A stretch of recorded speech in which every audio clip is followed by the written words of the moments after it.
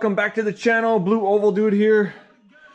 We are hanging out with some of the budget Windsor parts. Here we've got our Porter Victor Jr. intake. Here we've got our NKB, our heavily worked over NKB heads. And obviously you can tell we are getting back in the saddle again with this thing fully assembled. So I'm just gonna go over a few things and kind of tell you guys where we're at and what's happening right now, getting things rolling, trying to get some dyno time lined up right now. So anyway, so where we're at, we got this baby done.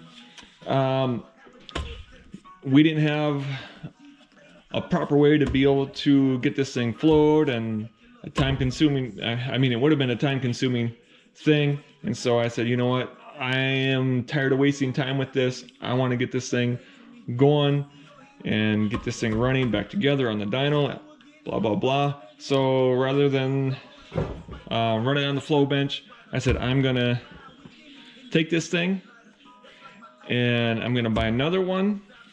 We're gonna take both of these to the dyno and we're gonna run them both on the dyno and see how they work. This is not it.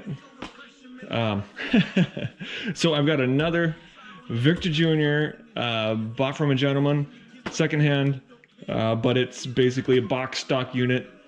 So we can throw that thing on, we can run it on a dyno, and we can compare it to this guy right here and show you if our work did anything or if it was a wash.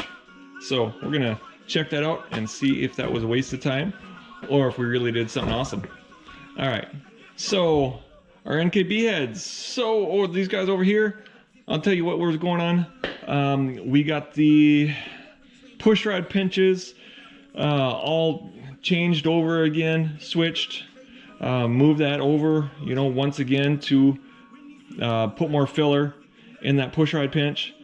So you know, now it's a little thicker, actually quite a bit.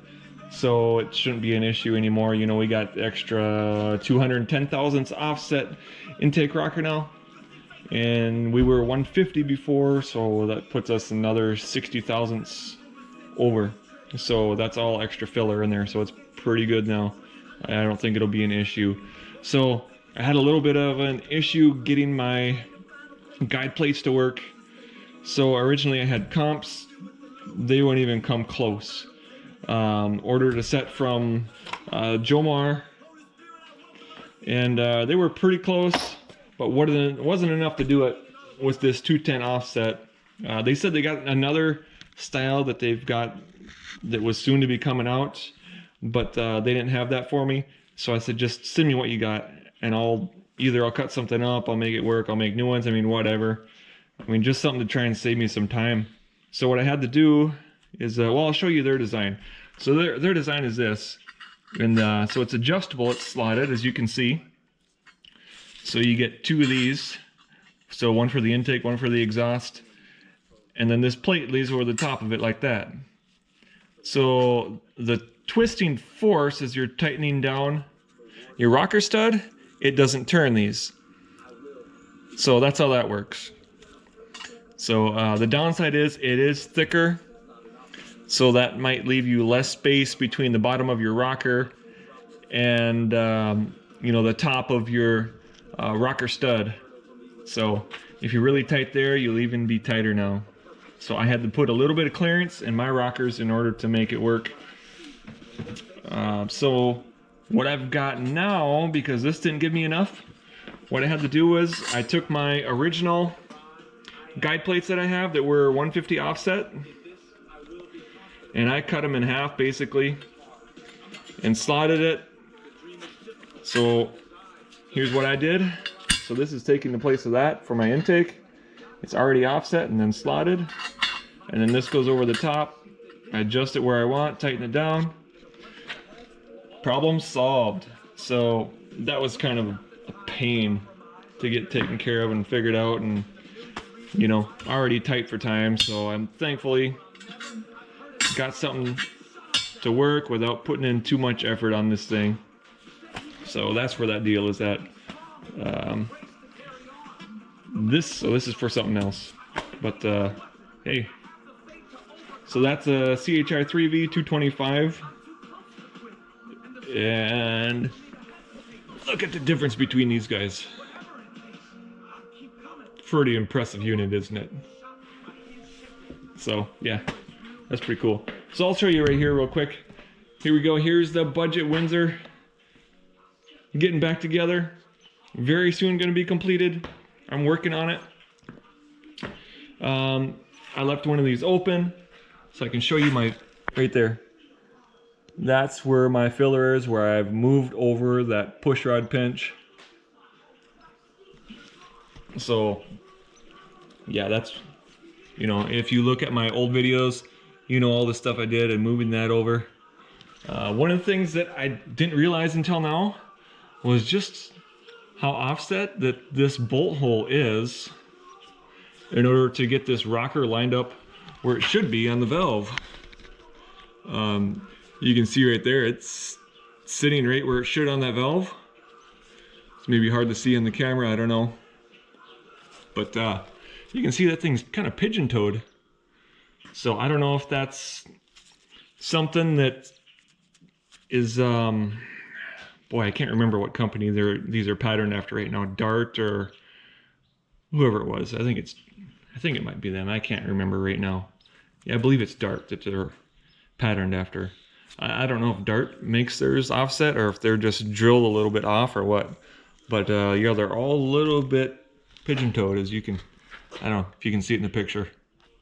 I didn't know that before. Intake, of course, after all the messing around and everything I've done with that, you know, that looks nice and straight. So it's just that exhaust. So that's a little bit something. But yeah, hey, we're getting this thing together. We're gonna have more dyno videos coming for you guys. I'm excited to get this thing rolling, ready to hear it rev to the moon on the dyno. We're gonna show what happens. What do we got? We got 2 intake manifolds we're gonna run on it. We got hopefully a couple different carburetors. We've got carburetor spacers, a number of those. And we've got, oh, maybe a little extra surprise that might be happening. So you guys will just have to check it out. Try and watch all the videos.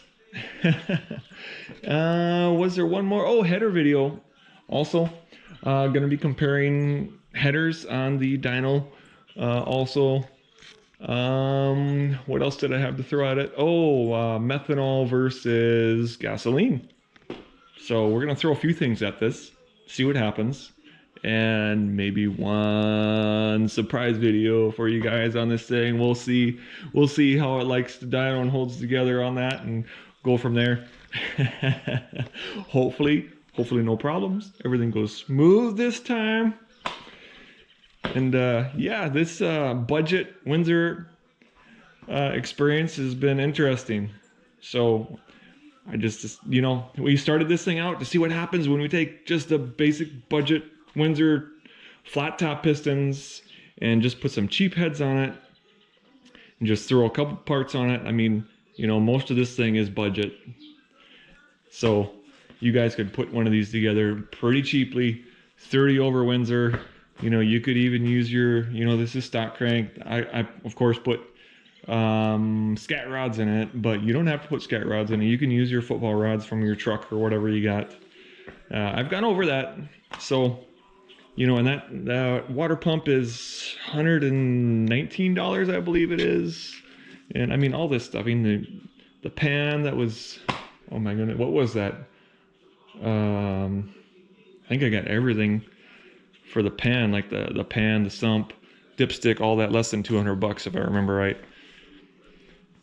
So yeah, so I did this to show what you can do with a budget Windsor on the cheap.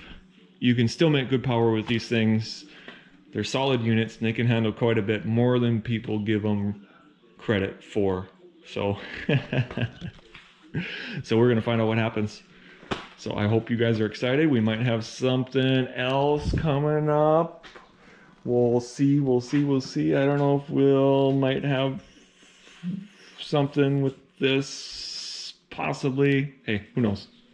We're not gonna, not right now. Something else. Later. Other time. All right, guys. Remember to hit that like, share, subscribe. Keep racing, keep wrenching, keep having fun with your hot rods, guys. Until next time, I'm out.